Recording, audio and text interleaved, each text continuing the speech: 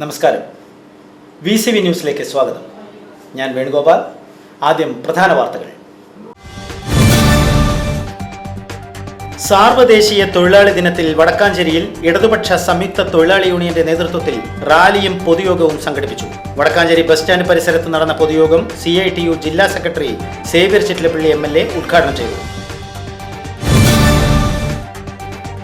പാർലിക്കാട് സെന്ററിന് സമീപം നിയന്ത്രണം വിട്ട ലോറി ഇലക്ട്രിക് പോസ്റ്റിലേക്ക് ഇടിച്ചു കയറി അപകടം. വ്യാഴാഴ്ച രാവിലെ 11 മണിക്കാണ് സംഭവം. അപകടത്തിൽ ആർക്കും പരിക്കില്ല.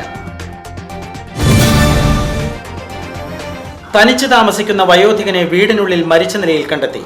അയ്യടിയിൽ വീട്ടിൽ പരേതനായ കോരുവിന്റെ മകൻ 58 വയസ്സുള്ള ചന്ദ്രനെയാണ് വീടിനുള്ളിൽ മരിച്ച നിലയിൽ കണ്ടെത്തിയത്.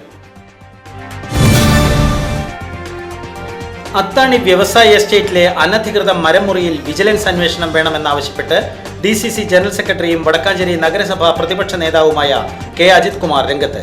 സംഭവത്തെക്കുറിച്ച് സമഗ്ര അന്വേഷണം നടത്തി കുറ്റക്കാർക്കെതിരെ നടപടി സ്വീകരിക്കണമെന്നും അദ്ദേഹം ആവശ്യപ്പെട്ടു.